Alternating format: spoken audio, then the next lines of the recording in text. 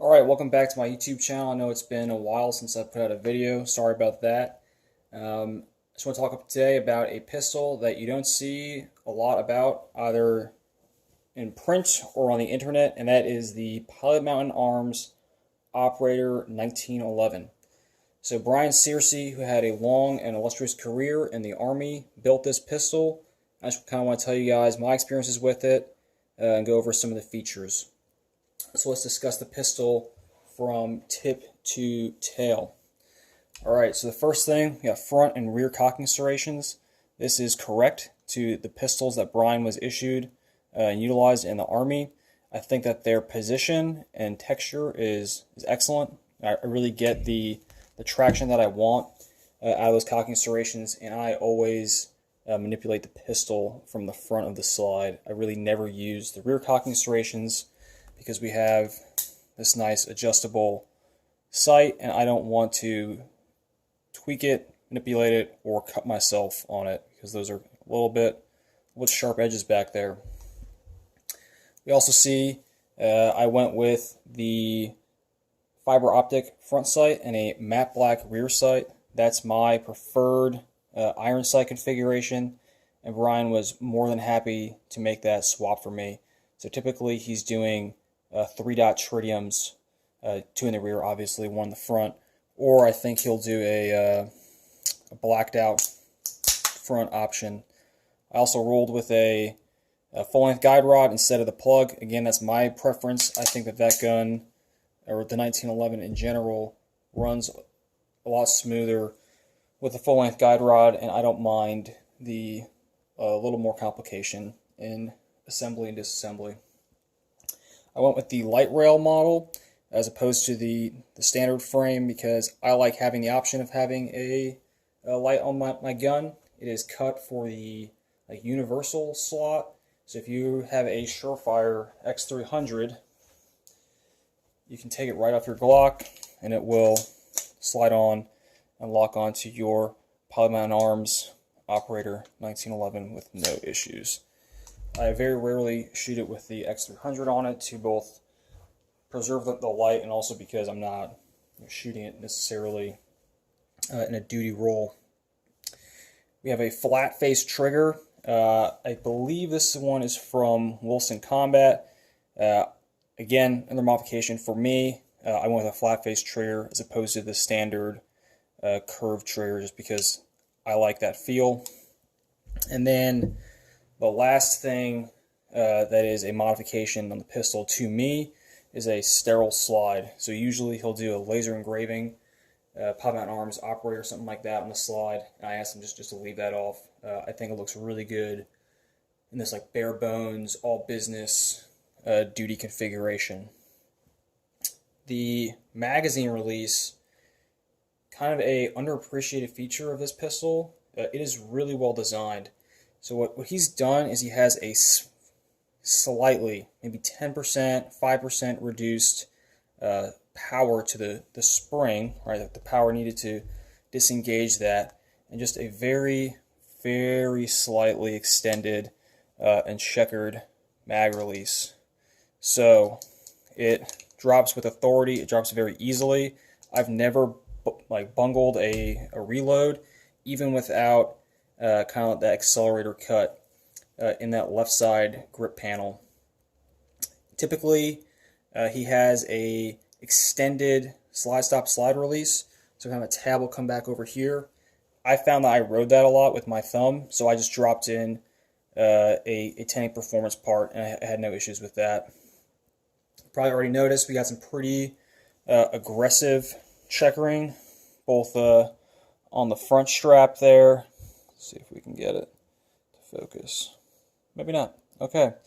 Aggressive check on the front strap, mainspring housing, flat mainspring housing. I think this gun feels awesome in the hand. It feels exactly as I want it to feel, which is it's not going to move. We have the Barnhart burner grips, which are awesome. I love them. They actually are wood with like a silicone carbide texture going on. Very, very good. You can see right on my DNA, right from my fingertips, right in the grip. So awesome, awesome pistol. Like really feels perfect in my hand because of that grip profile, grip texture. Just everything about it is awesome. Nice mag well integrated, right? No problem hitting that on a reload. And of course, we got that little lip cut out, so I have to rip the mag out. I can do that. Ambi safeties, which are just the right size, right? They're not massive paddles sticking out. They're not interfering with your trigger finger, right, as you manipulate the gun.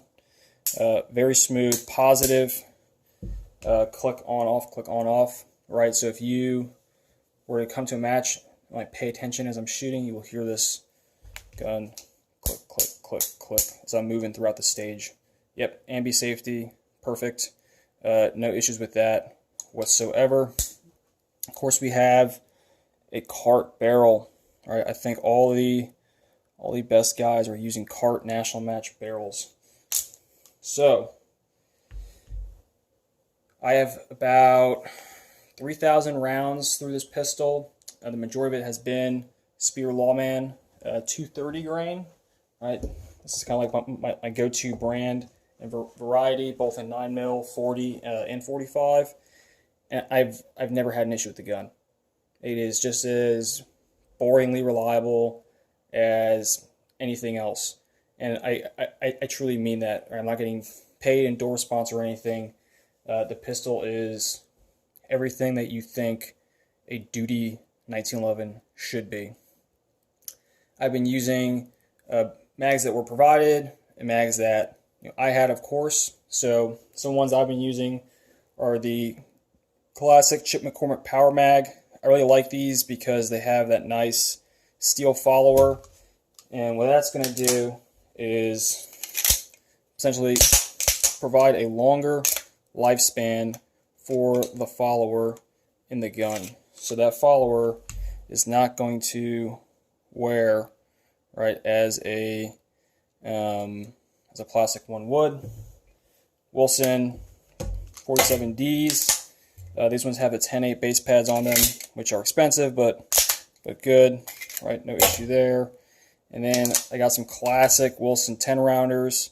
If you've ever seen any videos of the unit that Brian was in, you'll see some guys shooting these old school mags. However, they typically tend to break right here on that little nub. Right, it's a very aggressive reload. I'll break that off. Not a problem. You got the Wilson new Chip McCormick 10 rounders with this big rubber base plate. So even if you were very, very aggressive, smashing that in, right, you get the whole rubber there instead of just a little nub.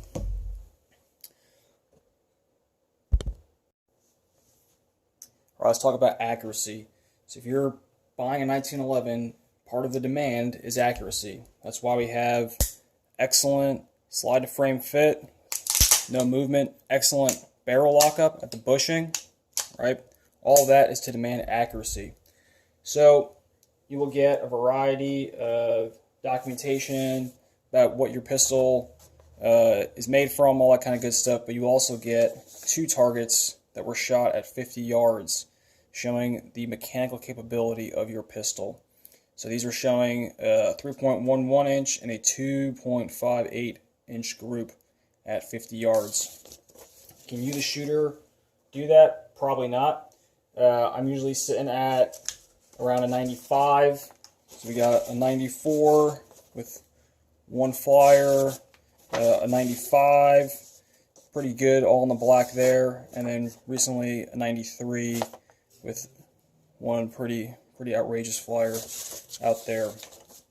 So it's really awesome having a pistol that you know can outshoot you, because every shot that is not in the X-ring is attributable to only one factor, and that is you, the shooter. As far as holsters, this has a very conventional railed 1911 profile, unlike the M45A1 or the Colt Combat Unit using the same frame. So it'll fit in essentially any holster that's designed for a railed 1911. So I have a Blade Tech holster that I'll shoot with pretty frequently. I've used the Tenacor new holsters with it. And then we'll see, we got a classic kind of unicorn Safari Land for a Springfield operator. and it fits in there like it was made for it, because it was. So, in conclusion, buy this pistol. Have no doubts, have no fears. It is just as good, if not better, than any other 1911 in its price range. And I think you'll be very, very satisfied. If you have any questions, comments, leave them below. Like, subscribe, all that good stuff, or don't. Not a big deal to me. Have a great day, and keep shooting straight.